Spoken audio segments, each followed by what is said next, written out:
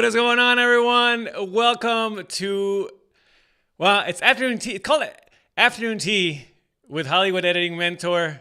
But this is morning. We're doing something really different today because I've never done this before. Like I said in the email, doing two sessions today, and because you can see here in the chat box, we got a lot of people from the East Coast, and we got people really from all over the world, and so wanted to just make this more accessible to people. Because I know, first of all, we're all busy, and then, of course, like I said, we're just all over the world. So figured I'd do two things right now, or two sessions, so that, again, just people can just have a better chance of, showing up. And I can see a lot of people are here already. Welcome, good morning, or I guess good afternoon, maybe even good evening, depending where you are at. Let's see. People already, let us know where you are watching from. Jan, all the way from Brooklyn, what's up? So happy you are here. Bianca, good morning in LA. Daniel, good morning from Sherman Oaks. What's up? Brandon Morocco, what up, dude? Hey, you're here. How does it feel, man? You're now in the East Coast. Or West Coast, sorry. More people from Brooklyn. Phil, what's going on, dude? Happy you are here, man. Shane from Burbank, all right. Alyssa from Studio City, all right. Let us know where you are tuning in from. Roderick, I know where you're at. NYC, oh, I love it. I miss it out there. I miss it. I miss New York. I used to live out there for 5 years, and I miss it. I hope to. Well, we'll talk about more about this in a bit. I have a lot to say, a lot to share, and of course, I want to get to your questions. But what are we drinking? I got my Avid cup, thanks to Eric. Thank you, dude. What a lovely present. This is the best. It's my Avid Don't Quit mug. Let's see. Where else? Where are we? Let's see. Christopher. All right. Ace Digital Productions from Las Vegas. Welcome. Jeremy, good to see you, dude, from Burbank. Roderick from cold ass Philly. How is it? I mean, it's pretty, for us West Coasters, right? It gets down to 60. We're freezing. Amanda, good to see you. Leslie, hello from LA. Leslie Whitaker, producer at Endless Noise. All right.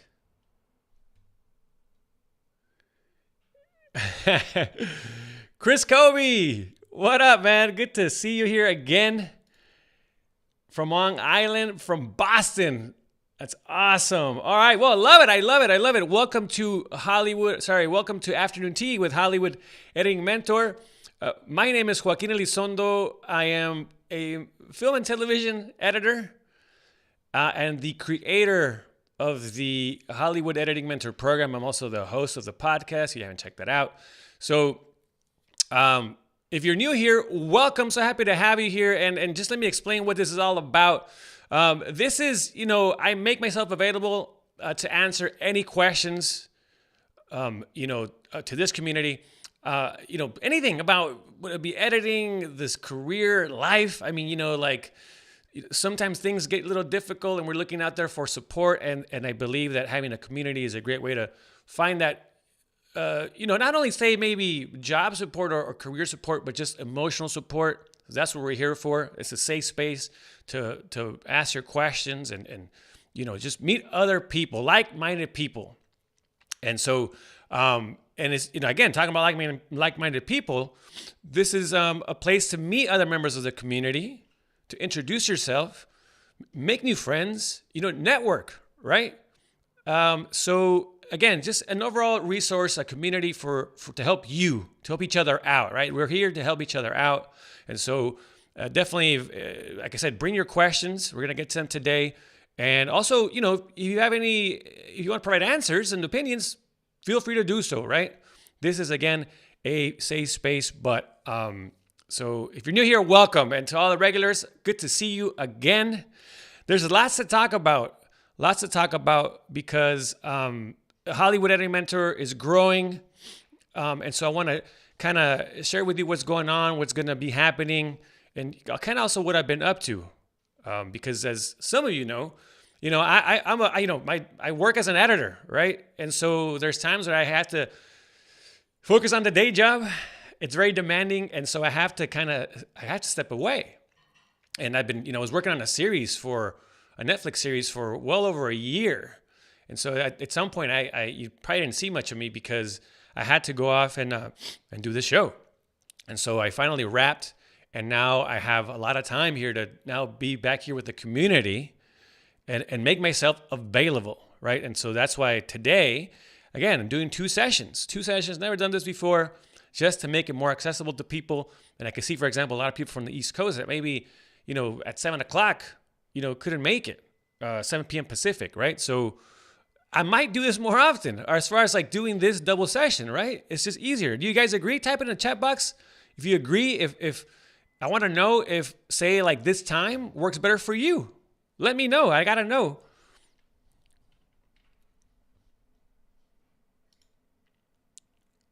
Andrina from Austin, Texas. Oh, I love Austin. I almost went to school there, UT Austin.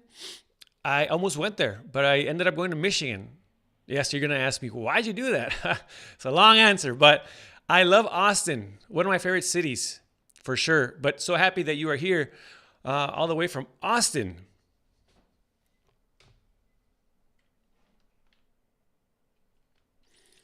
And I'm going to have a lot of questions for you today as well. I want to know more about you.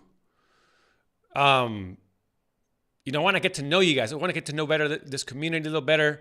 And so I'm also going to have questions for you. But I want you to ask me questions, so get them ready. Or, in fact, type them in the chat box now. We'll get to them, right? But I just want to make a little bit just kind of catch up a little bit, let you know what I've been up to. Like I said, I was doing this series for Netflix for a while, and so now I'm back to working here with the community.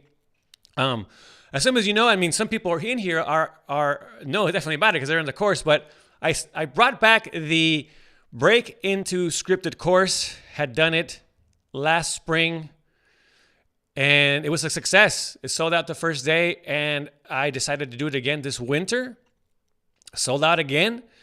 Some people that are in this room right now are part of the course, and it is a course. That involves 6 live group sessions, right? Where we're in there talking about how to break into scripted, how to make your way into working in the post-production department of films and scripted television shows. So we go through the 5 top concepts that I believe are what are essential to starting a career in post.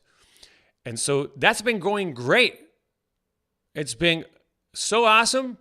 And we're going to start our 3rd session this Saturday talking about resumes, right? Very important.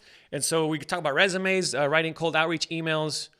Networking is a big one. Talk about defining goals. And we also go into the kind of basic tasks of, the assistant editor role in film and scripted television. It's so awesome. I hope to do it again this year. I'll let you know.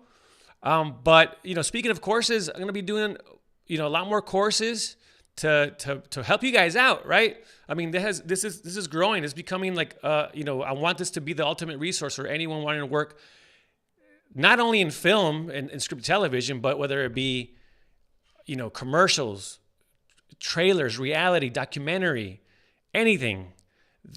I'm building this to be the ultimate resource to help you either help you get to working in that field or that area, that genre, but also advancing in that genre, right? Or that area of post, right? So speaking of right now, I want to hear from you. what do you want to work in? Or maybe you are working, say, in what you already love. But for example, if you have a desire to work in film or scripted or reality, commercials, wherever it is, let us know. Let us know, because you gotta put yourself out there. That's a big part of what I say here in this community and in my courses, is to put yourself out there. You have to communicate your goals, what you want to do, let people know what it is that you ultimately want to do. What's your dream, right? What do you want to work in? What are you interested in? So type it in the chat box. Let us know what you're interested in. It's okay if there's a lot of things that interest you, or if one thing they already you know what, I want to do this.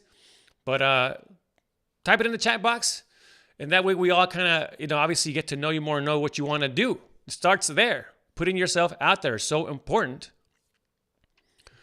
Like I said, I was always working in, I worked so many years in so many things, in sports and news, local news, talk shows, you name it. But I always had a desire to work in film and scripted television.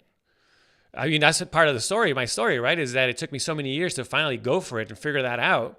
And you can read more about that story at HollywoodEditingMentor.com in the About page. But that was a very hard transition. So that's some of the things that I work on here through this platform, through this community, through my either private one-on-one sessions or through this Break Into Scripted course. Because I have been there. I understand, say wanting to do something, wanting to go down this path, but you end up going this other path, right? And then it becomes really hard to then kind of make that transition and kind of take a turn. I know that feeling. Let's see what people want to work in.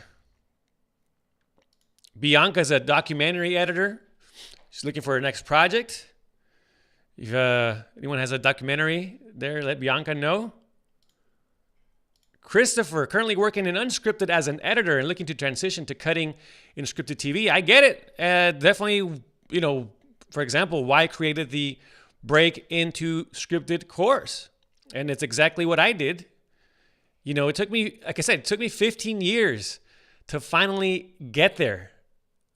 Because more than anything, because I was just I didn't know how to do it. I was afraid. I was just felt very comfortable working in what I was doing. I mean, I was making a great rate, making money, but ultimately figured out that money wasn't making me happy. And I really wanted to work in film and scripted television. And so one of the main reasons why I started this program is just based on my journey to transitioning.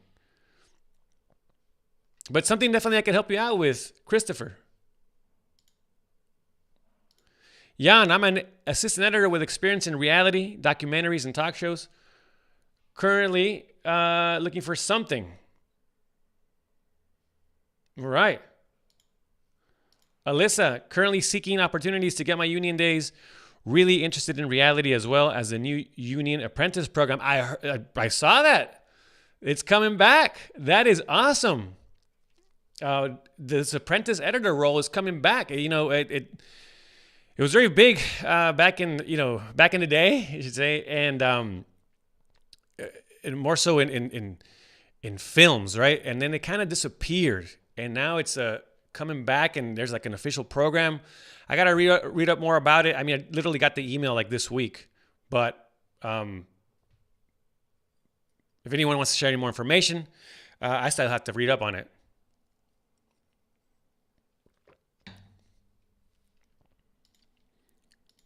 Daniel, reality assistant editor looking into transitioning, making the jump and working scripted. I get it, man. I get it. Been there. Know the feeling. Again, something I could definitely help you out with. And look forward. I'll let you know when the other a new Break Into Scripted course comes out. Phil, finished last scripted project and looking for my next scripted project in New York. Hey, awesome. Like to see all the scripted people out there in New York. How is it out there working in scripted? I know it's a different compared to LA. Shayna, I hope I said, I'm so sorry. I read your message. I hope I got that right. My apologies. Been working as an assistant editor in Unscripted for over 15 years. Me? Kinda. I have 15 years working on Unscripted, but it doesn't bring me joy. And my last gig broke me. Not sure how to move forward. Yeah, I get it. I trust me. When I reached that kind of 15-year mark, it was like, what do I do, man? Because it is not making me happy. It broke me as well. And that's what pushed me to say, I'm going to go for this, for scripted, film and scripted, because after doing Unscripted for 15 years, I just knew I had it. I couldn't see the rest of my life, say, being unhappy. And that was really kind of what pushed me. I kind of, it was some dark times, I got to say. But through that darkness, though, I was able to kind of then see what my goals really were, what my dreams were, and what future I wanted. And I knew I had to go for this scripted thing, even though it was very scary and simply didn't know how to do it. But I figured it out. I mean, of course, I made a lot of mistakes along the way. It was difficult, but I stuck with it. And again, one of the reasons why I started this program is so that you guys don't have to go through these hard times and make mistakes. And more than anything, to not waste time. Look, like I said, it took me 15 years, right, to get there. It's like, I don't want to waste 15 years or 5 years, right? I mean, like, I want you to do what you love. That's what I do. I love the feeling. I mean, so there's nothing better than that. And so I want you to do what you love. And that's why I created this resource. Again, whether it be you want to work in scripted and TV, film, documentaries, whatever. This is a community for aspiring post-production professionals.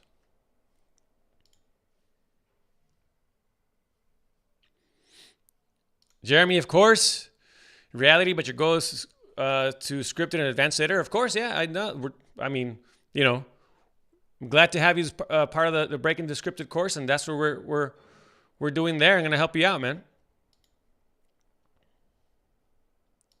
Chris Kobe. Hey, Chris Kobe we worked together initially. He has a great story, and you're going to be hearing it on the Hollywood Editing Mentor podcast soon. And I got to talk about that as well. I got to shut up. I got to get to your questions. But there's a lot to talk about. But anyways, Chris Kobe was in a completely different area, industry, in business and finance, and said, in his, later in life said, you know what? I want to be working in post. I want to be an editor.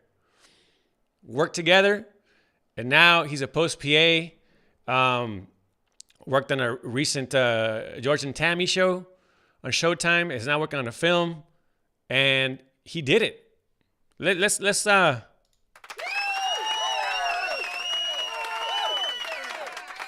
congrats, Chris. Yeah, you'll hear his story on the Hollywood Editing Mentor podcast soon. All right, well, let's get to your questions. Man, this is fun. You know what? This is a good time. I had not done this in the morning. It's different. I love it. All right, before we get to your questions, though. Oh, there it is. Let's see. Let me do this real quick. Well,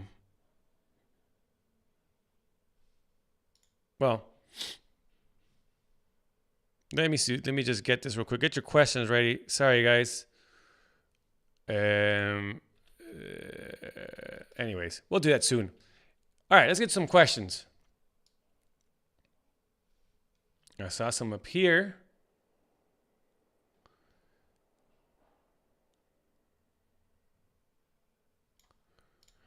Jan, okay. Do you think it is possible to make it as an assistant editor in scripted TV working strictly in New York? Feels like that type of work has very limited opportunities here. Absolutely. And look, we have some people here that work in scripted out in New York. Can get some insight from them as well. Or maybe even I suggest you connect, right? And talk outside of this meeting, right? Keep that conversation going. But absolutely. Now look at, my understanding is though that yes, you're right. There's less opportunity, say, compared to LA, in New York. But that's the thing. It's just you just got to get into that circle, into that network, and once you're there, I mean, you'll just keep working, right? Obviously, you gotta do a good job, and you gotta keep that networking going. That really never ends.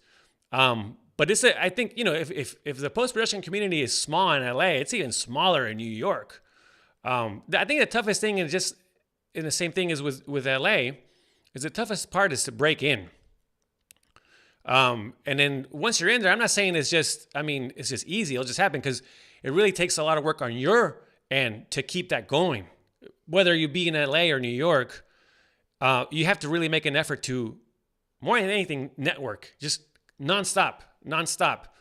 And then like you get to a point where obviously you do a good job and people like you, you'll just be getting calls. You'll be turning down work, right? Especially as an assistant. So absolutely. Yeah. No, I mean, a lot of times also what happens is that LA, West Coast Productions will send editors from LA, but will hire local assistants. That happens a lot. So totally. No, a lot of opportunities there in New York. But thank you for your question.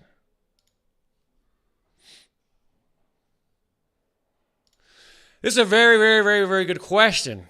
And it's, I went through this and, but anyway, let's get to it. Phil asks, how to get your second scripted position, especially with the looming writer's strike mergers. And yeah, we'll get to that conversation here in a little bit. Well, again, it's all networking, right? And getting your second, that's the thing, getting your second scripted position. And I hope, maybe you're talking about being an editor. Like as an editor, getting your second scripted gig, for example, is I think sometimes maybe even harder than your first, I gotta say.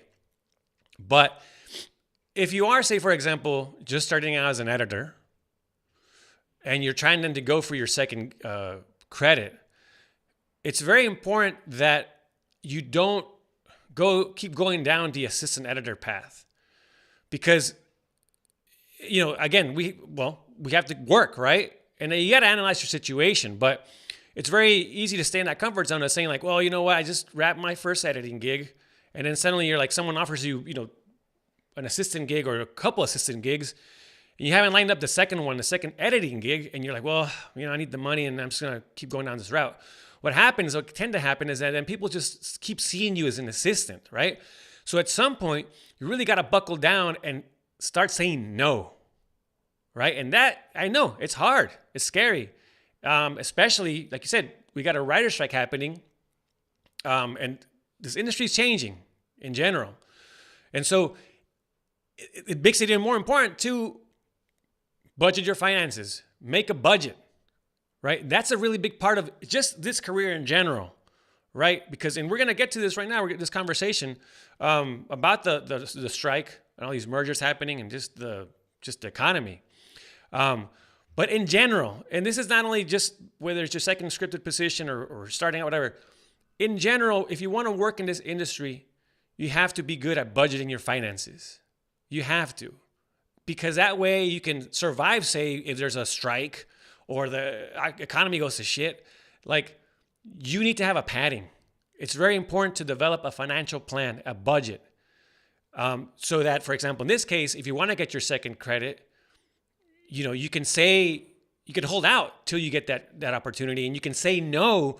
You don't go down the path suddenly of going, say, I'm an editor, but they're offering me assistant opportunities, and so I'm just going to do this one. And then you start doing the next one, and then you're assisting for the next 3 years, right? Or people just know you as an assistant. So you got to sell yourself as an editor, and that means saying no to things, and that means then budgeting, right? But again, it really is about networking, putting yourself out there. I mean, maybe for example, if you do cut your first scripted TV gig, maybe go off and do now, maybe a short film. The idea is to just keep telling yourself, well, now you got to assume the role of being an editor. Like that's what you are now, and you got to do just editing. And so then also the community knows that you are now an editor and you're not an assistant editor. Thank you for your question. Jeremy, all right, so we're talking about the writer's strike. I've been having a lot of conversations about this with my colleagues, friends and colleagues. No one knows, but it most likely will happen. I think what people are saying or predicting is that it will not last as long as the previous one in 2007, 2008. This looks to be a quick one, a couple weeks. But again, no one can predict the future, right? So we don't know, but that's the prediction at the moment, right? So yeah, this is looking to happen possibly in May. All right. And, I think the last one lasted over a year. It was pretty bad. And then it was around the time of the 2008 crisis, financial crisis. And so, yeah, it was terrible times. So, this is people are predicting that this will happen in May for a couple weeks. And the thing is, it's just the business is changing. The business model is changing. There's, mergers happening, more mergers happening. Yeah, different times. But this is part of, again, going back to, the previous question about getting a second gig. I talked about budgeting when this happens, when strikes can happen. I mean, the editors we were gonna possibly strike recently, right? That's how the industry works. So very important to understand how budgeting and finances play a huge part in this career. I love these questions. I love the questions. Here, I'm going to do something. I apologize if this messes things up. Let me just try something.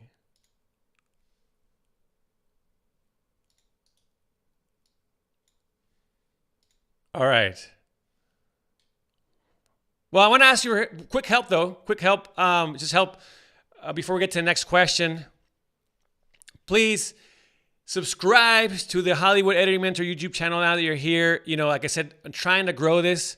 I'm trying to grow this platform, this community, the YouTube channel, because there's a lot of great stuff on here. I'm creating more videos that'll help out the post-production community around the world. And you can certainly help me out to grow this channel by hitting that subscribe button. Quick update, on the podcast, for example, that's coming back. It's coming back on February 14th.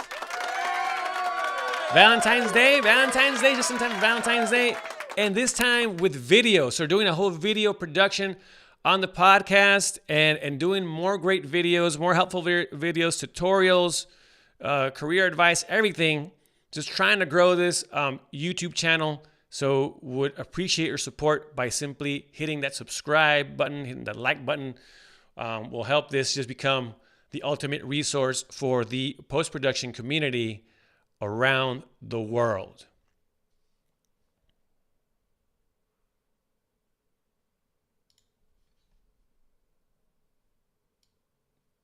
Let's see some more questions. I got a ton here.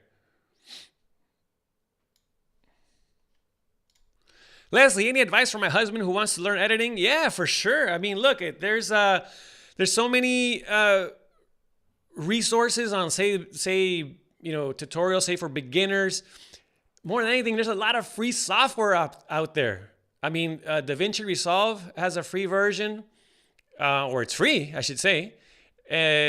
Media Composer, Avid Media Composer First is free. You can download it. So, I mean, even whatever, iMovie, anything. The thing is to start doing it. Just start practicing. I mean, go out, and shoot stuff on your iPhone and make a little video, right? It starts there, just practicing. But there are so many resources available, just free, right? I work with the Filmmakers Academy. You can check them out at filmmakersacademy.com. I do some more beginner courses there. You can definitely check them out. Filmmakersacademy.com. I'm going to actually type it in here in the chat box. You guys have it. Great people over there. Let me see.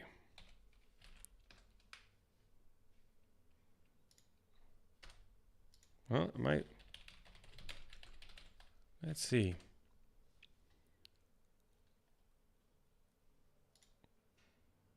There it is. I'm going to put this in the chat box. Check that out. I mean, and that just in general will give you, it's just like an online film school, pretty much. But I have some courses on there, and we'll be doing more courses with them this year. But yeah, but I mean, I can't stress enough to simply start doing it, by downloading free software and maybe even get some stock footage from like edit stock. And so just start practicing. And then also, start watching, honestly, look, you can watch a lot of movies and read articles, listen to the podcast, learn all these things about not just the art and craft of editing, but just the career and find inspiration, right? And of course, there's also programs. I mean, there's schools out there, and that's a whole different conversation, but, so many different resources.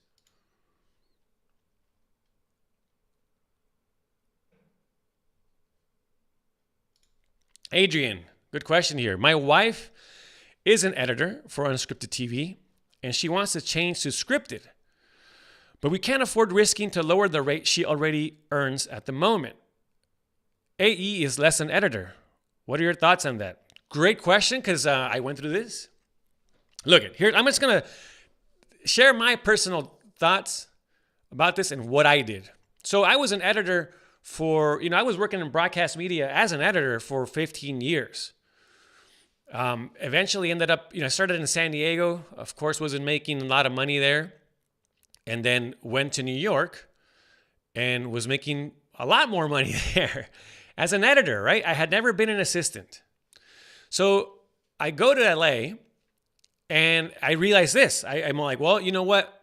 Very likely that if I want to work in scripted or film and scripted, I'm going to have to become an assistant editor. What does that mean? It means that I'm going to be making less money, right? And at the moment, I was used to a certain lifestyle. So that was tough. And also just, I guess, again, I hadn't been an assistant I had been my own assistant, but I hadn't been like a proper assistant. Like I never assisted an editor. So I was kind of had some self-doubt. And there's also just, I guess, an ego thing, right? That we were like, well, I'm an editor and, I'm not an assistant, being honest. But I realized, though, that I would have better opportunities, a better chance of, say, working in film and scripted if I transition as not only an assistant editor, but maybe even a post PA, right? That was going to give my foot in the door. And I figured that once I got in there as an assistant, that I would then get bumped up to editor, hopefully soon. That you don't know, right? But here's the thing. I think one of the biggest things for me, wanting to be an assistant, was that even though I had been working in broadcast media as an editor for 15 years, I had never worked in film and scripted television. And so I knew I needed to learn the ropes, learn the language. Because even though, I've been editing for so long, it's not the same. It's not the same, only just simply the work, but just like the environment. And so I knew that I wanted to go in there and learn for a little bit, even if I was making less. And roll the dice and say, you know what, I'm going to get bumped up quickly. And I did. I got bumped up to being a full-time editor in 2 years. So that is my personal opinion and what I suggest. Now, some people, for example, say, you know what, I don't want to be an assistant. That's fine. That's fine. Right? I want to be an editor and scripted. I want to transition as an editor. And that's fine. I'm just going to say it's hard. It's hard. I'm not saying it's impossible, but it is hard. It's harder. I know very, very, very, very few people that have done it. Now, if you want to go that route, well, what I would suggest, maybe go for smaller shows, right? Maybe indie features or, maybe just, again, shows that are just lower budget. Now, does that put you in the same position now that where you're making less and it's better to just go as an assistant and work on maybe higher profile shows and work union, right? And look, as an assistant editor, as a union assistant editor, you're making good money. Now, I mean, obviously, you know your own situation, but what I'm saying is that as an assistant editor in unscripted or scripted, working union, you're making good money, right? So, again, just to summarize, I mean, like I always suggest, that's my suggestion. What I did is to try transitioning as an assistant editor, and I would even suggest a post PA, right? And then learn, so you can learn the ropes, learn the language, you learn the environment, the politics, all that. And then once you're in there, like tell people, hey, I want to edit, right? I mean, obviously don't forget to do your job as an assistant editor, but once you're in there, then you start working your way up to being an editor. So that is my personal opinion. Christopher says the scripted community is smaller in New York, but it's busy right now. Possibly virtual is a part of that too. Yeah, no, I know it's busy. I mean, it's gotten busier over the last few years in New York.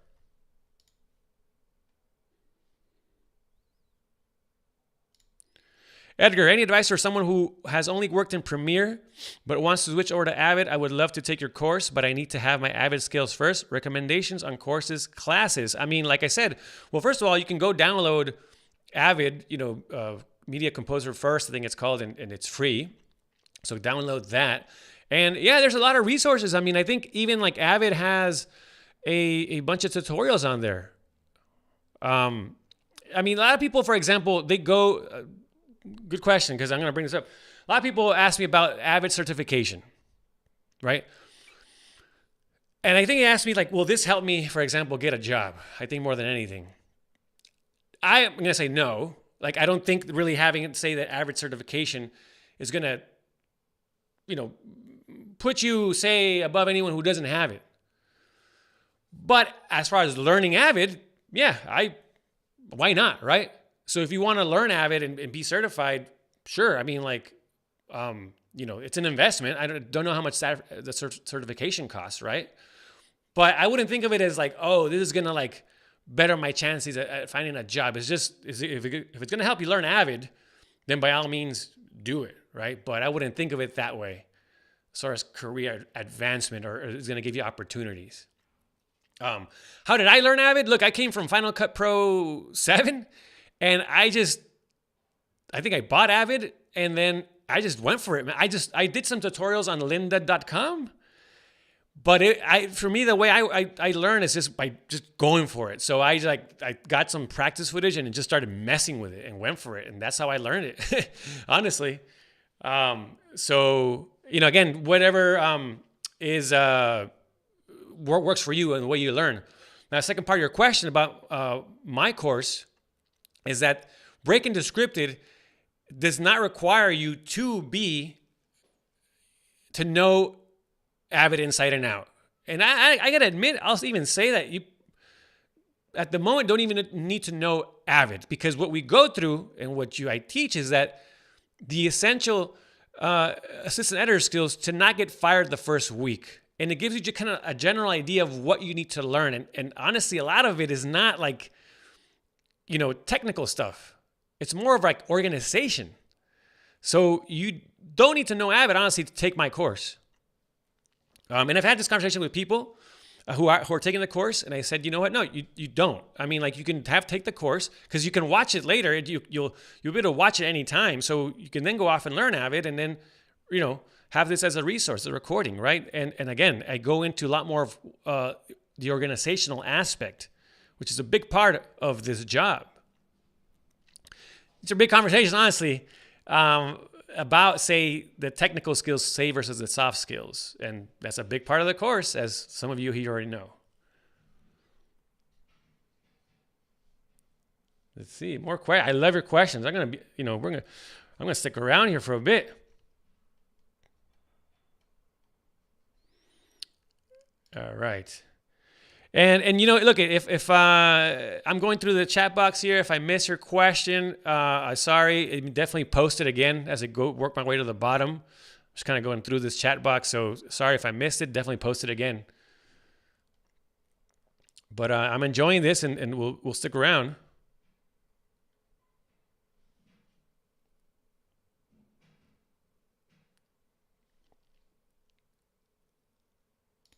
Ace Digital Production says, I just started using Avid, and had a good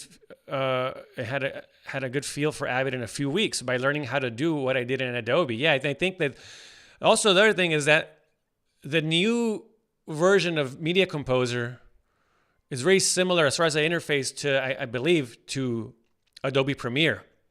Now, some scripted shows are using the new version, but the majority, including my last show, we're using 2018. It's just more stable, and people are, we don't like change, honestly. If it works, just keep it. Why change it? And so a lot of scripted shows are still on 2018 or 2018 Ultimate.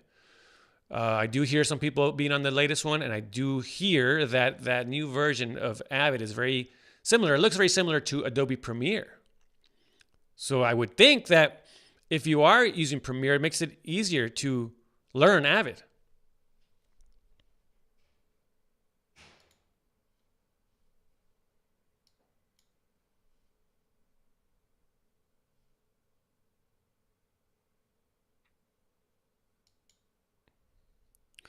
Phil, basic question, but what do you look for in an assistant, and what are some standout skills to separate them from anyone else? All right, a good question.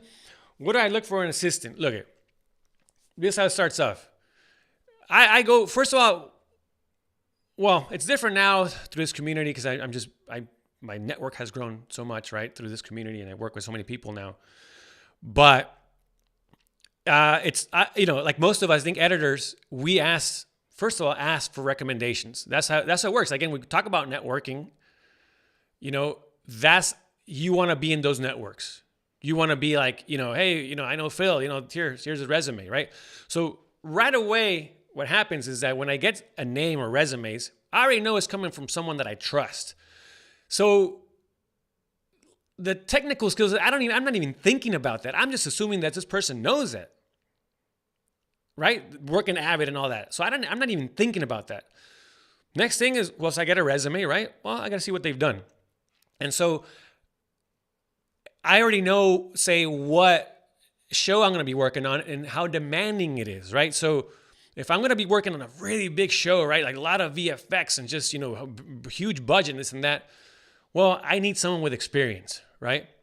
But if I'm working something that's a little bit simpler, not so intense, then I'm willing to give someone that's a little green an opportunity. And I can see that just simply from the credits, right?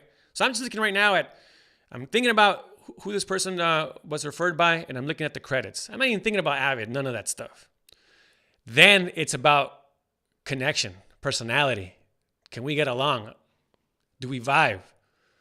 That's what I look for, right? And I'm not even thinking about so much, like, again, about the technical skills. It's more about personality. I'm sure the majority is about personality.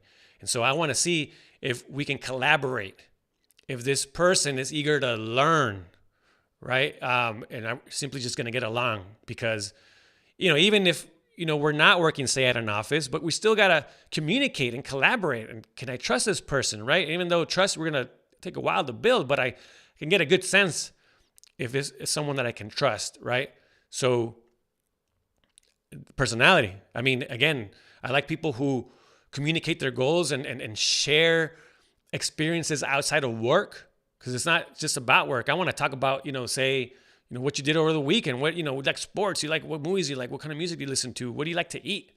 All these things, right, that we can connect on, and then that'll just make it more of a better working relationship. So separate them from other people? I mean, I think it's about like putting yourself out there, like really not being the quiet one, for example, right? That's advice that I got from a very big editor, Kelly Dixon, once told me, he's like, yeah, don't be the quiet one. Put yourself out there. Communicate what you like, what you want to do. And another thing is being eager to learn. I love teaching. I love teaching my assistants, and I also learn from my assistants, right? But just having a desire to learn.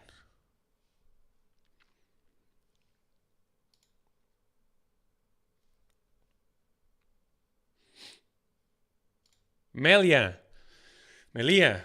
apologize. How do you work with difficult clients that change up what they want mid-project or always seem to have one more thing? Oh, yeah, we deal with that a lot, whether it be one form or another, whether it be in scripted or film or doing commercials, promos, doing personal projects, doing wedding videos, doing whatever. Well, I think it starts from, I think it depends, right? What area you're working. Because, like, for example, if you're dealing with clients, say as in commercials or like corporate videos or stuff like that, it's a very different situation than, say, if I'm working with a director or producer in film and scripted TV. So, for example, like I used to work with clients all the time, right? And now thinking back at it, because I made a lot of mistakes, learned a lot, but I would say from the get-go, like really establish like what's gonna happen, like even through a contract or see what everyone expects, right? So having clear communication from the beginning will help you along the way. And again, if it has to be a contract, then do a contract, right?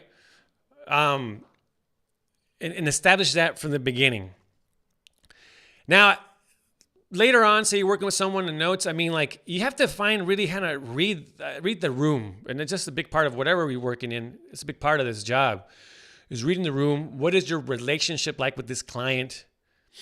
Do you need this client, right? Do you need this right now? Like, I need the money. I need to grow my client list. And to then decide if I, just work through this and do changes and make them happy, or do I put my foot down and say, no, like, this is it, right?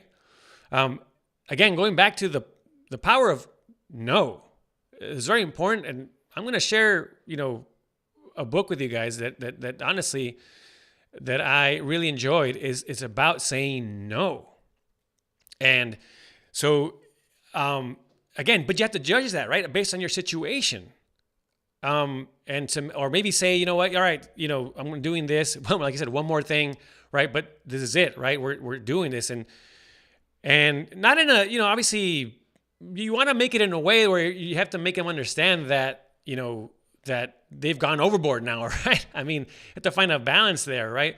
But you have to kind of judge one of the things, your situation, and also, I always see it as like, you know what, I said no. I know that if I'm comfortable saying no and that I cannot work on this anymore, like I'm comfortable saying no. And if, maybe things don't pan out and I don't know, lose this client, then I have to be comfortable with that and understand that I did everything that was possible. I did everything that was fair, and it's not me, it's them, right? So, but again, you have to analyze your situation, really analyze your situation as far as like, how much work do you need? But again, with a lot of things, it's all about communication, and a lot of things in life is from the get-go, establish those boundaries, or like, again, a contract, whatever, get it clear from the very, very beginning. And also along the way, talking about boundaries is to also establish those boundaries as you're working with this client, because, people will know right away when they see someone that just says yes, and they'll just, trust me, they'll just keep going at it until you say no. They'll see that opportunity and they're like, you know what? I'm asking, and they're doing, and I'm just going to keep asking until they say no. And sometimes that's what it is. Sometimes what it takes is you simply just saying no, and they'll be like, okay. Right? But we think that, we're so scared about like, I'm going to lose this client and this and that. It's like, sometimes, you know what? They're just waiting for you to say no. So really having to understand that the power of that word. And I think also, again, just establishing the conditions from the get-go.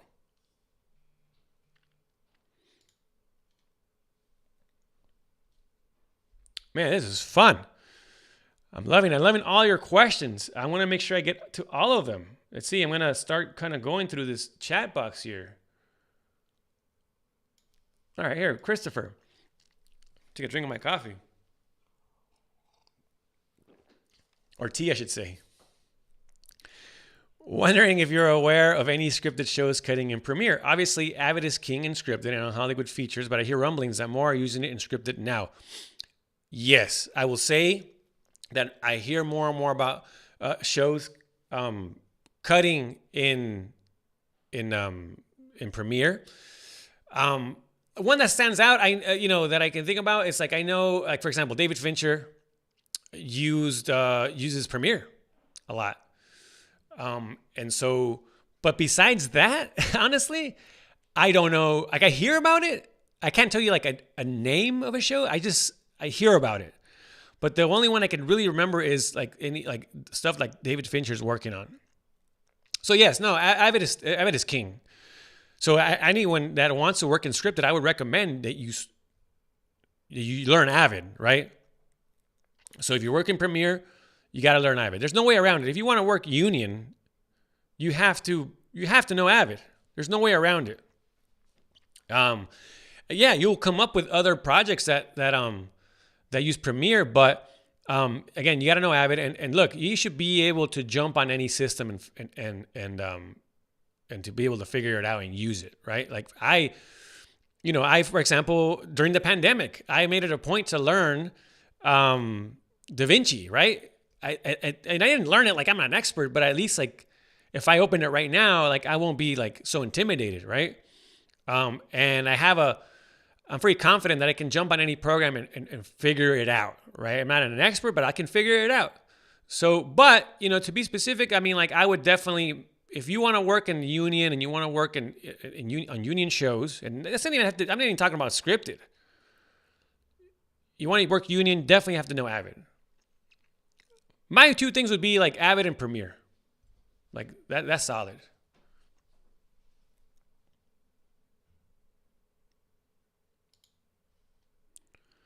See, I'm going to come. I saw something about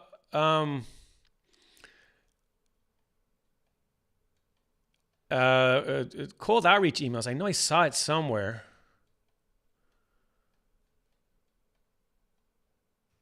Let's see. Maybe if still here, definitely post it. Post your question.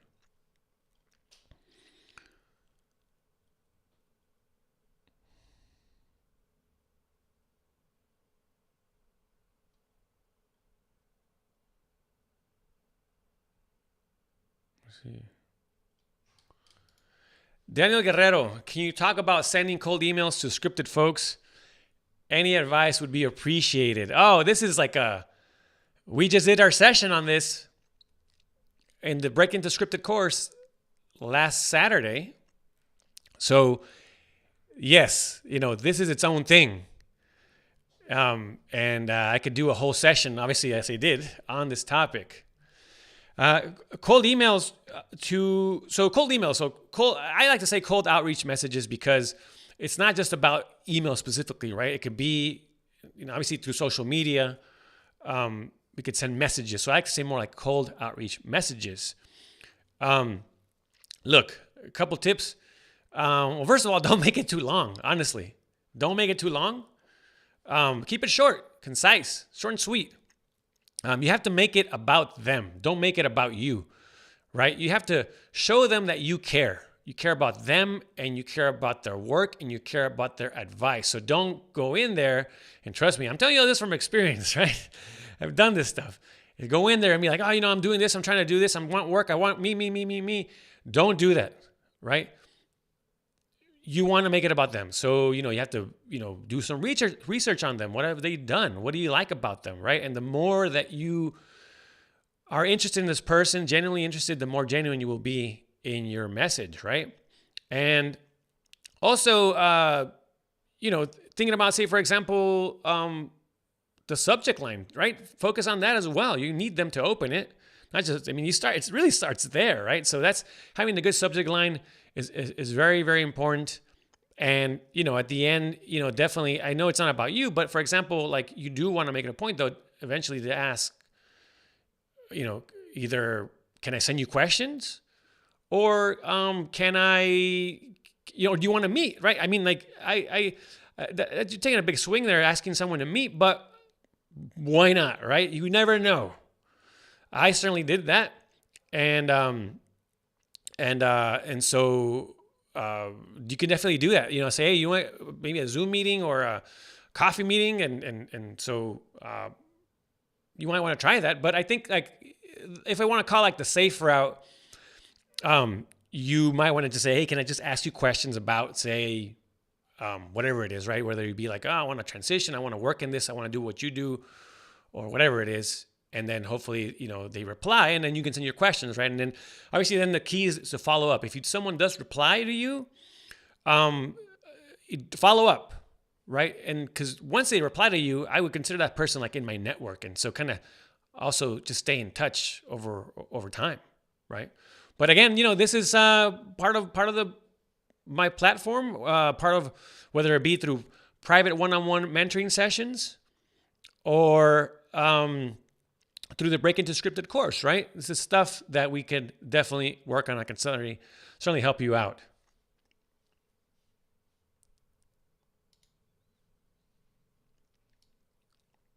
All right, we'll stick around a little bit more. I mean, I see there's a lot of questions.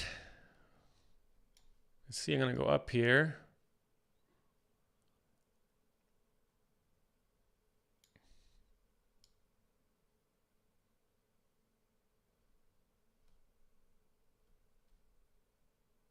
Any more questions? Type them in the chat box. Adrian, are union jobs for editors full-time or is always a project-based contract? Yeah, we're freelancers. Now, I know, like, say, like, maybe, I don't know the specifics, but I know, for example, like Wolf Films, right? Or like the company that does, like, all the, like, what is it?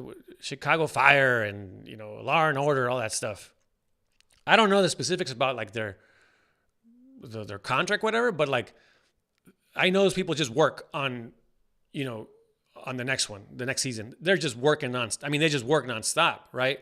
I don't know how they deal, like, that situation as far as contract wise, but if you're in there and you do a good job, they keep you around, like, you'll pretty much just keep working till, I don't see that company is ever folding. But I gotta say the majority is, you're contract based, you're a freelancer. So, I work on a project and then we wrap and then I have to go find the next one. But again, I mean, I'll bring it up again. It's like, it's about budgeting, right?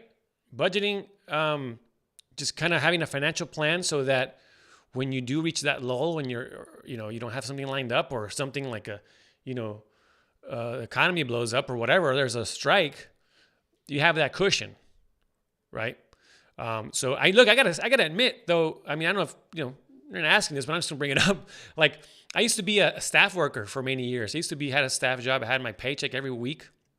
And then I became a freelancer. Obviously, even before I worked in film and scripted television. And I was I was terrified. I was like, how do people do this? Like, what do you mean I can't pay my rent? Like, I don't have a paycheck every week. And then I became a freelancer and I realized, oh my God, like, I love this. And I could never, well, I shouldn't say never, right? But I wouldn't want to be a staff worker again. I love being a freelancer, and it was just took me, kind of really figuring out how to do it, developing a plan to say, or to realize that, yeah, you know what, I can, if I don't work for a month, I'm going to be okay. Right. And it also, you have to also look at what kind of lifestyle you're leading. Maybe live a frugal lifestyle, right? More frugal lifestyle, and just figure out what works for you and your family, right? You really have to think about your situation. That's the thing. But I'm just letting you know that, I first of all, I love being a freelancer, and I love working, on as a, more of a project-based contract than, say, being a full-timer. I love the freedom, I gotta say. But again, you have to develop a plan and look at your situation as a whole. But great question. Phil, what are your tips for staying in touch with people who you haven't spoken to in years? Well, first of all, again, right, definitely stay in touch with people. But I use, for example, like holidays are easy to kind of reconnect with people. Every time I wrap a project, I finish a project, I reach out to people and kind of let them know that I, first of all, wrapped a show, that I'm available, because really what you're saying is like, I'm available to work, right? But I always say, what I learned, what I enjoyed, and you know what, I've been busy and, now I have some free time and would love to reconnect, whether it be a phone call, a Zoom call, maybe even meet up, or just simply hitting a reply, right? Because we all understand that we're busy. I think the most important thing is to not hit up someone that you haven't spoken to in years and ask for a job, right? Not directly. It's like, hey, I'm looking, right? Again, like I tell you, like if I'm saying, hey, I just wrapped a project, I'm available, and it'd be great to meet up with you. Like, well, I know you're available, right? You're not telling me directly, I'm looking for work. And then I feel like, well, you only hit me up when you're looking for work.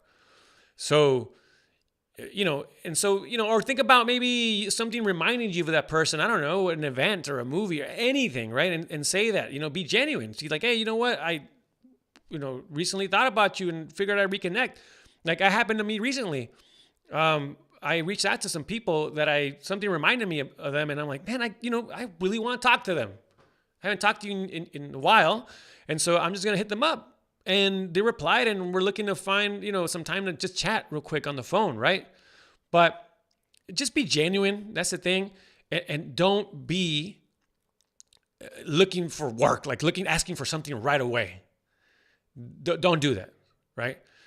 So, if you really want to reach out to someone, I mean, I think it's like, you have to have a reason, like because you'll be more genuine when you contact them. Again, like, I think about like something that just reminds me of that person, right? You'll notice that your message will just be more genuine.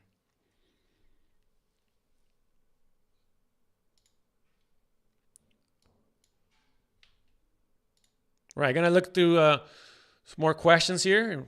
If you haven't, subscribe to the Hollywood Editor Mentor YouTube channel. I'm telling you, great content coming up. You're gonna learn a lot.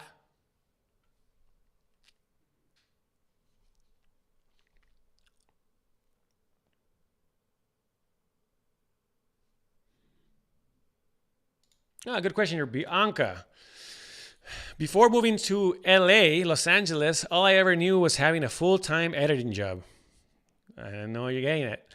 So freelancing is still new to me. What are your tips for creating structure in your days when you're in between jobs? I love this question, and it's stuff, conversations that I've been having with friends recently. So I have my whole routine, right? And that's the thing. I keep myself busy. There's so many things to do. So I make it, for example, when I'm first of all, I love to work out. Like I love to, do weightlifting, boxing, running. I love to be, outdoors doing physical activity. So to me, when I wrap a project and I have time, I'm like, oh, wow. Like now I can, first of all, I don't have to get up super early in the morning to do my workout. And so now honestly, I like to sleep in a little bit more. First of all, I don't put an alarm. I don't use an alarm anymore when I'm not working. It relieves a lot of stress. And then, so now I have time in the morning. I meditate. I get up. I meditate. Maybe even beyond meditating, like I use Headspace, the app. And so they have a lot of cool little like short videos. So I do like kind of this whole, I don't know, maybe call it a wellness routine for like 10 minutes. As I get up, after I get up, I do that. And then I go to the gym, I go running or, whatever. After that, then I have time, right? I have time to make breakfast and have breakfast most of the time with my wife. It's very relaxing, right? And then after that, I mean, obviously for me, like I have this whole platform. This keeps me busy. I have so many things to do, right? But if I didn't have this, I'm always looking to learn, right? So I'm always like looking to to learn, either be more about editing or this being a better storyteller, but also more importantly, since I do that for, I've been doing that for like over a year now. This project lasted over a year. Now is I have a lot of free time to learn other things, right? So like things, what I like, I mean, like want to learn more about investing, for example, right? So I maybe will listen to, some podcasts, read a book, or go on a website and learn something new. Maybe try new tutorials. Maybe if I want to be, I don't know, I want to learn After Effects. Well, I'll give that a shot. Definitely stay in touch with people. That's a big one. It's like reconnect with friends. It's very important to reconnect with friends and colleagues and try to line up meetings, and not just simply to think about it as I'm going to be looking for work. It's like more about like, I genuinely want to reconnect, right? And then have those, if you do talk to someone and a colleague or whatever, like those conversations will come up about finding work, but also with family, right? Go see your family and friends and go watch a movie, make some time to maybe watch a show, give yourself an hour. And talking about giving yourself an hour, have block out times for all this. Like really what I see it as now is that this is now my job, right? This is my day now. Before I used to go to the office and my job was to cut a show or whatever. Now I have like multiple, I guess, little jobs throughout the day. And, so write it out. I mean, I don't know if you use a calendar, right? Use a calendar. I use a calendar. It's called Microsoft To Do, where I just write out a list of things that I need to do. And trust me, I got to go clean out my storage, for example. I got to organize this house. So many things. I'm sure you have a lot of things to do. So I encourage you to simply write a list. What things you need to do. And trust me, you'll come with a long list, I'm pretty sure. But, find out what your hobbies, reconnect with that. Reconnect with your hobbies, or interests. To not only, I know like being in between jobs can be very stressful. Look, even me, I still stress out about that stuff. I know it. But everything is going to be okay. And the worst thing that you can do is like stress out about it and have anxiety build up and everything. Get your mind off of that stuff. Like, think of it like, now I'm free to do whatever, right? I have all of this time. It's beautiful. And so, go off and do your things. But again, if you have to then find the next one, then make time, like block out time to say, go outside for a run or go to watch a movie. But then I'm going to dedicate, 2 hours to, networking, finding another job. Block out those times, right? But just don't let that anxiety get to you. Don't get that nervousness, all this, about say not working. Use it to your advantage. Decompress, de-stress, reconnect with people, with your hobbies, but also make time, to then say find the next one, right? I love that question. Let's stick around for a little bit more. Maybe go for it till 11:30. Again, if you want to come back for the second session tonight at 7, I'm going to be around again. So stop by. You have more questions or just want to hang out, meet more people, definitely do so.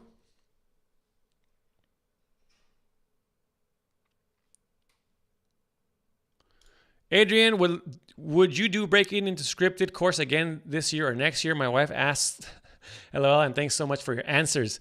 I will. I'm there's a lot of plans in store for this year. I'm looking to do it again, hopefully. And so if you're if you're here, you're most likely obviously part of the newsletter. But sign up for the newsletter. Subscribe to the YouTube channel to stay up to date with what I'm doing, because this is going to be a big year for Hollywood Editing Mentor. Trust me. I wish I could just share everything, but there's a lot of stuff coming up, a lot of stuff, and I will say with also regards to not only content, but courses. All right. So definitely, stay in touch. Hit me up. Again, look at you can reach me through the website, or send me an email, whatever. Right. Stay in touch.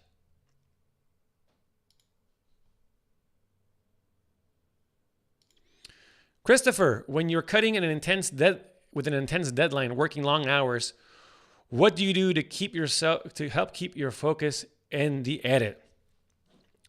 I make sure to get outside. I make sure to walk outside, take a couple deep breaths, go outside, get some fresh air. Sometimes, whether it be outside or walking or like hitting the treadmill, just walking. Sometimes where, I'll come to this point where I'm like, I am not inspired. I don't have it right now. I'll go off and start watching a series. Like I remember that happened to me, one of my last shows, I was getting editor's block, I guess. And, if that's a term, and I went off and watched the series. I remember it was The Queen's Gambit. And I started watching it and I loved it. And I was like, wow, I felt, I got so many ideas. I just felt energized and got my creativity back and just was inspired. And I'm like, let's go, right? So I find a lot of inspiration through just simply art, not just simply series or films, but like I go off and listen to music, a new album or an old album that I like, read a book, go to a museum. Even getting away, traveling inspires me. So, but like something practical, just kind of right away, same day, I just simply step out away from the workstation, and either I go out and then come back and do it, or if I'm honest with myself, I'm like, I'm not feeling it today, man. Like I need to go figure this stuff out, and I'll my dailies are gonna pile up. And it's going to be, I'm going to come back tomorrow and maybe have more work, but it's worth it to right now go kind of clear my head and then I'll come back tomorrow refreshed and I'll hit it hard, right?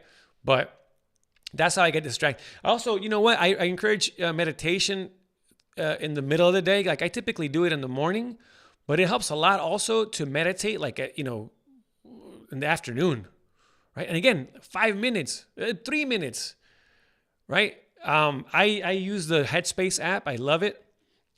There's another one that I downloaded that I bought. It's called Down Dog, which I really love. Anyways, whatever app you like or anything on YouTube, whatever. But that 5-minute break, whatever, like, or even 3 minutes or less, will help a lot for sure in the middle of the day.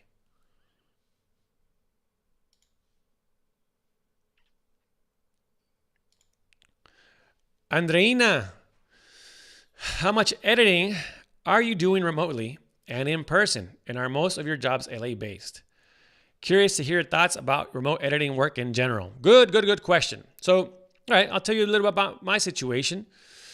After the pandemic hit, I was working on, once the pandemic hit, I was working on Narcos Mexico.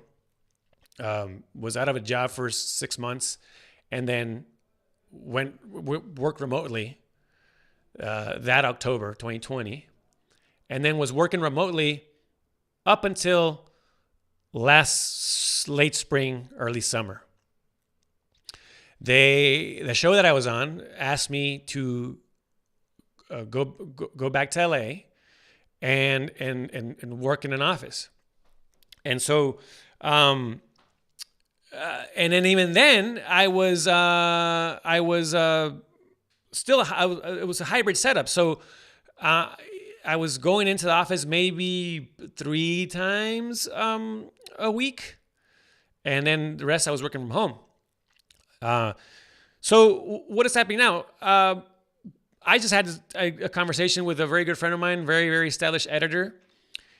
He was saying that there's still a lot of remote opportunities. But then again, like I do hear people being in an office. I hear about it.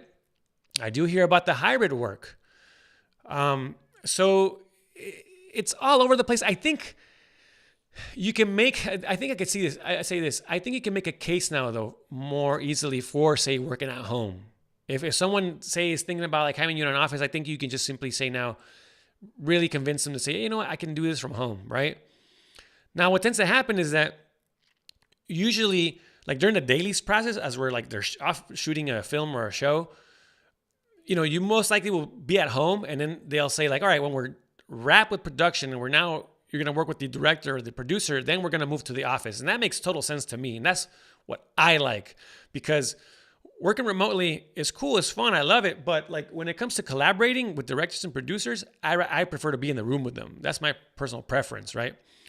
So I don't know, maybe what you're asking is, I think you're in Austin, right? I get this question a lot, like, should I be in LA? I mean, I encourage anyone that wants to work, that is new to wanting to work in, say, scripted or film, or, more so that, I'll speak to that. It's important to be in LA. It's hard to get away from that, right? Or at least be close to it. I think that if you are more of an established assistant editor, for example, or an editor, then you can be like, I'm going to go off and work in wherever, Austin or Oregon, I don't know, wherever. And also, I do think, though, that as an assistant, you have a better opportunity of working remotely versus an editor. Again, because I'm telling you, like, editors, I have to collaborate with directors and producers. For example, my last show, the assistants were not at the office, only the editors. So, you have a better shot of, as an assistant, being remote. If you then want to be an editor, you're going to have to be in LA for that, or New York. But I just, in general, I encourage, if you're looking as a career, like, it's tough not to be in LA, honestly, just simply because of the networking and kind of thinking long term. I think it's good to be in LA for a little bit, and then when you are more established, maybe go back to your hometown.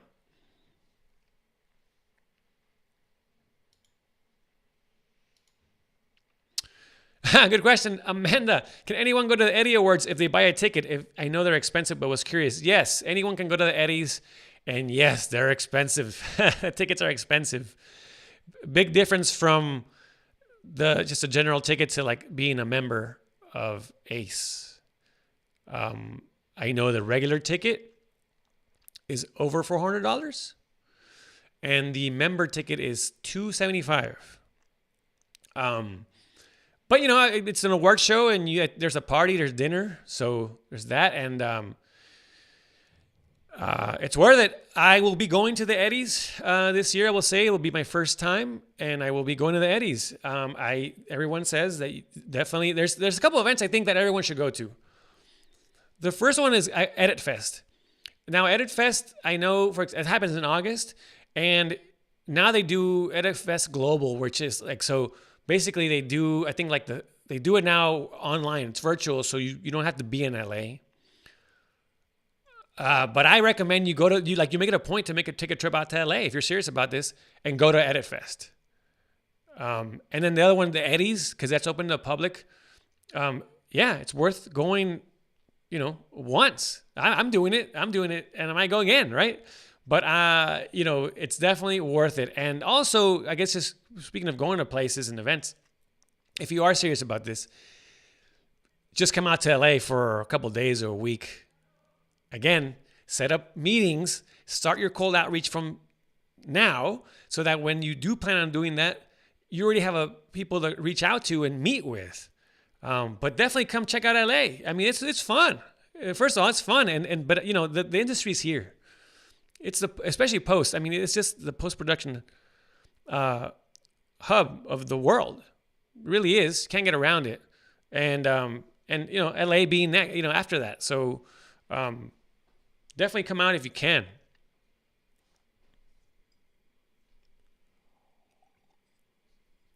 All right, gonna be here till 11:30. I love this, but I do have to step away, go do other things for this community. Again, I'm working on the podcast, doing more YouTube videos. So that certainly keeps me busy. Look out for the podcast to return on February 14th, Valentine's Day.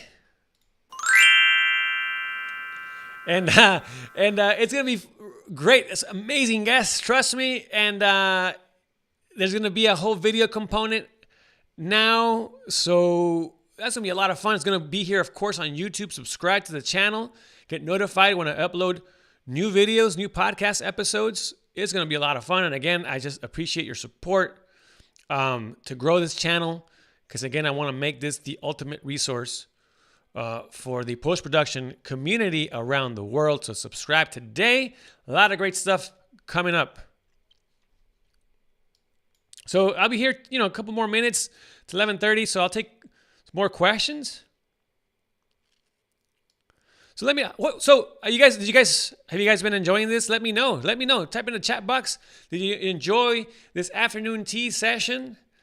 Because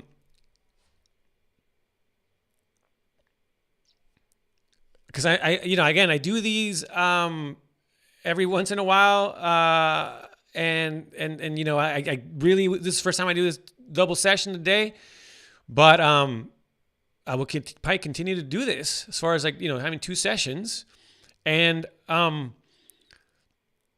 again, I love meeting new people, and I love you guys connecting. Hope you guys are connecting outside of this, and I also just, I learn a lot from you, and I gets me thinking about certain, you ask me a question, it gets me thinking about other things. And,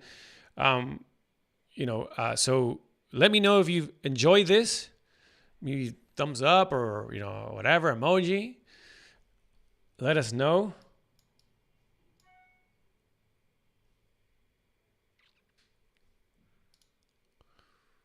Very informative. All right.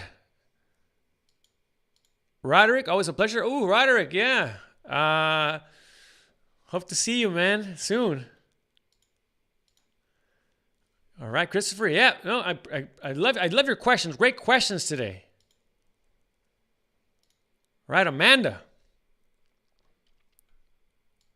Yeah, look, again, I'll take another question or two.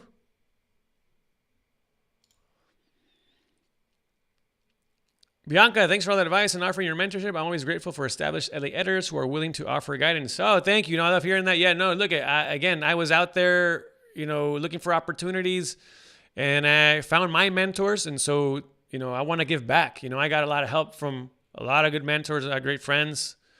So I'm doing this, I want to give back and provide, again, create a resource for all of you. And again, this is not just about working in film and scripted TV. This is about working as editors in whatever, area of post you want to work in, right? Because I've been through it all. Honestly, I'm not kidding. I've done everything. Almost. I've done news. I've done, talk shows, sports, promos,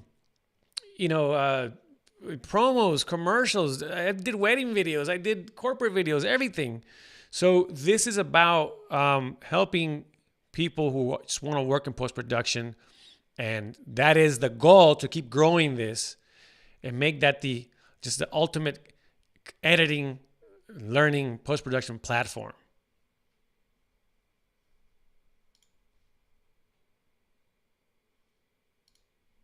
Sure. Hi, Jeremy. I'll see you soon. Thank you. Shayna. I think I got that right. No, thank you for being here. And so, yeah, look at, I am gonna, again, doing the Break Into Scripted course now. We're doing that. It's been a lot of fun. I hope to do it again this year. You'll hear from me about it. There'll be a lot more courses coming up soon as well. And look, I do also offer private one-on-one mentoring sessions. I do offer film review sessions as well. If you have a film or a short film or a project, I do consult on stuff like that. So if you are interested, hit me up. You can reply to the email you got. You have my email address, or you can hit me up through the Hollywood Editing Mentor website at hollywoodeditingmentor.com if you want more information. Again, just if you want to look, I also want to know what kind of stuff you want to see. For example, what kind of videos you want to see. In fact, let me know right now, anything you'd be interested in. Say, what do you want me to do a video on? What are you looking at, want to learn more about? Whether it be something technical or more about soft skills, career advice. What guests would you like to see on the podcast? Who do you want to listen from? Again, it could be anyone. I'm looking to get more people from, say, commercials, trailers, stuff like that. But let me know. I also want to hear your feedback, and I want to know how I can help you out, right? But you got to let me know. And all you got to do is simply, again, send me an email, right? And I'm going to make, hopefully soon here on the website, just a a form where you can just submit any feedback. It could be anonymous, right? If you desire it. And so I want to know, what kind of videos you want to see, right? What do you want? What kind of resources do you want me to create, or what can I improve, right? I want to hear from you. That's the thing. We're our community. So again, this is a safe space to communicate our thoughts, our ideas. So I'm always looking to simply, that's bad, to just improve this community, this platform, and just make it, again, just a better and better resource.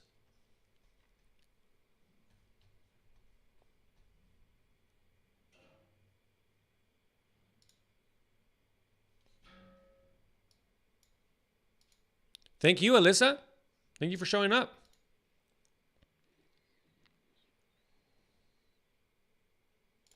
Amanda, I'm struggling with who to send a cold outreach email to. I want to find a kind, good energy, inclusive team to work with. Advice on how to go about finding those teams shows. Well, I mean, look, it starts off with, really what you enjoy, right? Because it's tough to find, like, say, you don't know. You don't know who's going to be nice and who's going to, reply and who has good energy. That's very tough. But it starts with simply, whose work do you enjoy? Whose work do you connect with? Because with that, say it starts with the work and again, the word connection, right? It's like, what did you have an emotional reaction to? What did you simply enjoy, admire, right? Because again, that'll allow you to be more genuine in your communication, right? And so, which has a greater chance of someone replying, for example, right? And maybe you connect on something, maybe you don't, and maybe they're nice or they're not. Who knows, right? But you can't wait for that to happen, because then you'll just never send anything. So I recommend that you start off simply by start with what you like, say a show or a film, whatever. Find out who's working on that. Do research on them, because then again, and we've talked about this, you'll do research on this person or people, and maybe through your research, you'll find other things. You'll find, say, articles, a podcast interview, anything, and you'll learn more about them. So through that research, then you'll realize, wow, this person has a cool vibe, or we're both into the same thing, or I can relate to their career, or anything. And even now you have more things to connect with through your cold outreach message, right? But I think where it starts, I would start simply from what, looking at what you enjoy, whose work do you admire, go from there. But, because that good energy and stuff like that, kindness, I mean, yeah, you won't know until you actually reach out to someone, right? So don't let that hold you back.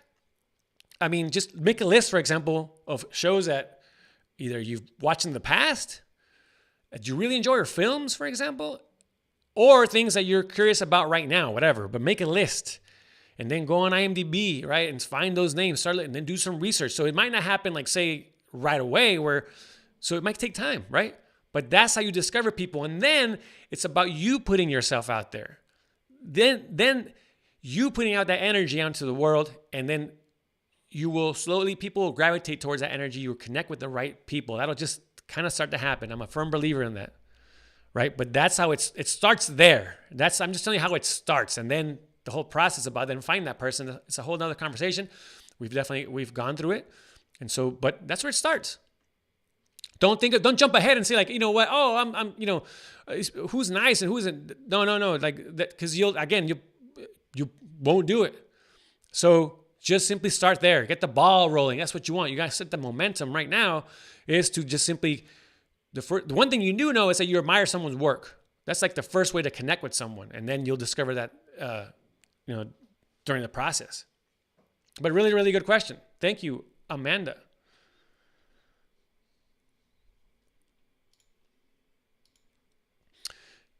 Shayna, is there too old limit for mentoring? Not being a mentor, but asking for guidance? No way. No way. Look, no matter. There's no age limit for that, for anything. I'm a firm believer that there's no age limit to go follow your dreams, to follow your goals, to ask for help. No way. I did. I found my mentors later in life, like my late 30s, right? I know people who are out there trying to make a career transition, like in their 40s, 50s, even 60s. That's fine. No, there's no age limit. Go find help. The important thing is that you go find that help, that guidance, no matter what your age is. Please, no, don't let that hold you back. And look, actually, I have a video on the YouTube channel that talks about age, right? And if I'm too old to work in film and TV, and I know maybe that's a little different from here, but maybe it's a good watch, because look, it's something that I thought about. Trust me, at my age, right? As I was older, when trying to do this and trying to find help. So I get it. I totally understand you, but I'm here to let you know that no, you're never too old to find a mentor and asking for guidance or asking for help. Thank you, Amanda. All right, guys. All right. So look, I'm going to be doing another session. So if you have more questions, if you stop by later today at 7 p.m. Pacific, 10 p.m. Eastern, you'll be getting another link from me later today around 6 o'clock to join that session. And then, you can do it again. Definitely hang out later this afternoon for some real afternoon tea with Hollywood Editing Mentor. And so stay tuned for that. Again, you'll get another email with a link for a separate link, not this one, a separate link later today around 6 o'clock. All right, guys, so that does it for afternoon tea, more like morning tea here with Hollywood Editing Mentor. My name is Joaquin Elizondo again, the creator of this program and the host of this podcast. And I just really, really can't say how much I appreciate you being here and asking questions, right? This was really, really fun. And I love the YouTube. You do it on YouTube. And so we'll be here again tonight at 7 p.m. Pacific, 10 p.m. Eastern. We'll get a different link. But just appreciate you guys. Appreciate your support. Thank you for being here. Jan. No, thank you. Yeah, connect. Send me an email. Reach out. I'm here. So definitely hit me up. Again, a lot of courses coming up. And I'm doing the private one-on-one mentorship. Doing film consulting. Or project, I should say, consulting. So hit me up. And also, send any questions, any feedback. Let me know what you want to see in YouTube videos. I'll gladly create that. But you gotta let me know by sending me either an email or through the Facebook page or anyway. It's easy to find me. Trust me. But again, thank you. Don't forget to subscribe to the YouTube channel on your way out. Will help out to simply build this channel and just allow more people around the world to find it. Great stuff coming up. Again, the podcast returning now with video on Valentine's Day, February 14th.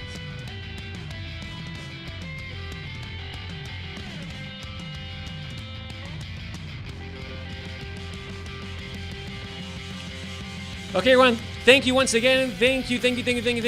We'll see you later on today, I hope. Catch the next session today of Afternoon Tea with Hollywood Editing Mentor. Again, my name is Joaquin Elizondo, the creator of the Hollywood Editing Mentor program and podcast. I hope to see you tonight. Take care.